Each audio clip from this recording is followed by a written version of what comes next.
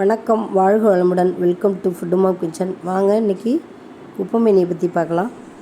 Hello friends, welcome to Food Mom Kitchen. நம்ம இன்றைக்கி என்ன செய்ய போகிறோன்னா குப்பைமேனி துவையல் தாங்க பண்ண போகிறோம். குப்பைமேனி அவ்வளோ பெனிஃபிட்ஸ் இருக்குது. குழந்தைங்களுக்கு இருக்கிற கோல்டு எல்லாம் சரியாக போயிடும். பல டேப்லெட்ஸ்லாம் கொடுக்குறோம். நம்ம இந்த மாதிரி இயற்கை வைத்தியமாக செஞ்சாலே கோல்டு நல்லா சரியாயிடும். மோஷன்லேயே போயிடும் குழந்தைங்களுக்கு. பெரியவங்களுக்கும் ரொம்ப நல்லது. குப்பைமேனி ஒரு பொடி எடுத்து கிள்ளி அலசி வச்சுருக்கோம். தேவையான இன்க்ரீடியன்ஸ் பார்த்தீங்கன்னா, ஒரு ஸ்பூன் உளுத்தம்பருப்பு, இது தோல் உளுத்தம்பருப்பும் எடுத்துக்கலாம், வெள்ளை உளுத்தம்பருப்பும் எடுத்துக்கலாம்.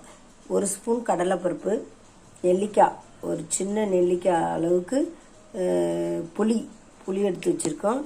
அடுத்தது காஞ்ச மிளகா, ஒரு 4 காஞ்ச மிளகா, 4 பூண்டு பல், பெருங்காயம், தேவையான அளவு உப்பு, அவ்வளோதாங்க.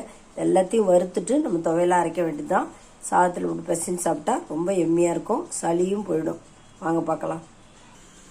இப்போ நம்ம கடாயை வச்சாச்சு. கடாயை வச்சுட்டு உளுத்தம்பருப்பு கொட்டிக்கலாம் முதல்ல. நெக்ஸ்ட்டு கடலைப்பருப்பும் கொட்டிக்கலாம். நல்லா வறுத்துப்போம்.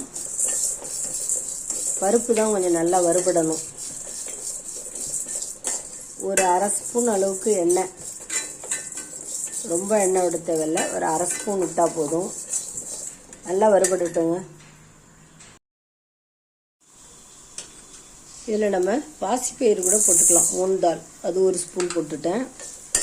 எல்லாத்தையுமே நல்லா வறுத்துப்போம். கலர் சேஞ்ச் ஆகிற வரைக்கும் வறுத்துப்போம். இதிலே நம்ம காஞ்ச மிளகா, ஒரு 4 காஞ்ச மிளகா, நம்ம காரம் எவ்வளோ வேணுமோ அவ்வளோ போட்டுக்கலாம். 4 இல்லை 5. புளி, ஒரு சின்ன துண்டு புளி, 4 பூண்டு பல் எல்லாம் போட்டுட்டோம். இதில் மிளகு ஜீரகம் கூட நம்ம கொஞ்சோண்டு போட்டுக்கலாம். ஒரு அரை ஸ்பூன் மிளகு ஜீரகம் போட்டுக்கலாம்.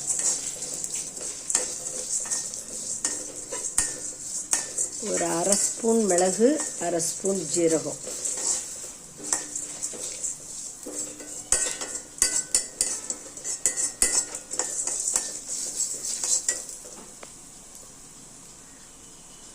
ஒரு அரை ஸ்பூன் அளவுக்கு மிளகு, அதே மாதிரி அரை ஸ்பூன் அளவுக்கு ஜீரகம், தனியா ஒரு அரை ஸ்பூன். எல்லாம் உடம்புக்கு ரொம்ப நல்லது. தனியா, மிளகு, ஜீரகம்லாம் சேர்த்துக்கிறது உடம்புக்கு ரொம்ப நல்லது. அதனால் அதுவும் ஒரு அரை ஸ்பூன் சேர்த்துக்கலாம். எல்லாமே அரை ஸ்பூன் தான். குவான்டிட்டி கம்மியாக இருக்கிறதால அரை ஸ்பூன் தான் நான் சேர்த்துருக்கேன்.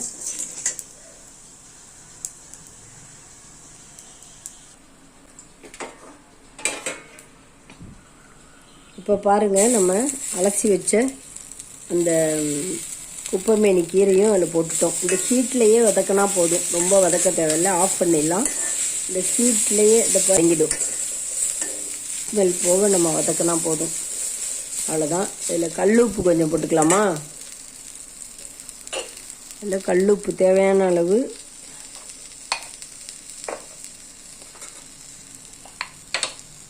தேவையான அளவு கல்லுப்பு போட்டுக்கலாம். எல்லாம் ஆறினோடனே நம்ம அரைச்சிட வேண்டியது தான் துவையல். அரைச்சிது நல்லெண்ணெய் போட்டோ நெய் போட்டோ பிசைஞ்சு சாப்பிட்டா சூப்பராக இருக்கும். குழந்தைங்களுக்கும் சளி சுத்தமாக போயிடுங்க. காரம் ஒரு துவையல் அரைச்சி சாப்பிட்றது உடம்புக்கு ரொம்ப நல்லதுங்க. நிறைய ஹெல்த்தியாக ஒரு துவையல் அரைச்சி சாப்பிட்லாம். இப்போ ஆற வச்சு எல்லாம் மிக்சியில் போட்டாச்சு. இல்லை பெருங்காயமும் ஒரு அரை ஸ்பூன் அளவுக்கு பெருங்காயம் போட்டுக்கலாம். முதல்ல ட்ரையாக ஓட்டிக்கலாம், அப்புறம் தண்ணி ஊற்றிக்கலாம். இப்போ பாருங்கள், ட்ரையாக பொடியாக நுணுக்கிட்டோம். இப்படி நம்ம பொடியாகவும் வச்சுக்கலாம். நம்ம சாதத்தில் போட்டு பிசைஞ்சிக்க போகிறோம். தண்ணி கொஞ்சம் ஊற்றி அரைச்சிக்கலாம்.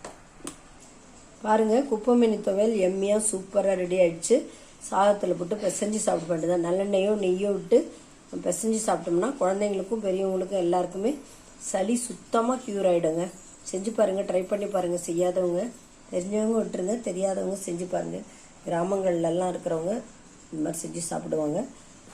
குப்பைமேனி இலை அவ்வளோ யூஸ்ஃபுல். இந்த வீடியோ உங்களுக்கு யூஸ்ஃபுல்லாக இருக்கும்னு நினைக்கிறேன். பிடிச்சிருந்தா லைக் பண்ணுங்கள், கமெண்ட் பண்ணுங்கள், ஷேர் பண்ணுங்கள், மறக்காமல் சப்ஸ்கிரைப் பண்ணுங்கள். Thanks for வாட்சிங்க. ஆனால் மறக்காமல் செஞ்சு சாப்பிட்டு பாருங்கள், நல்லா தெரியும், சளி க்யூர் ஆகிடும்.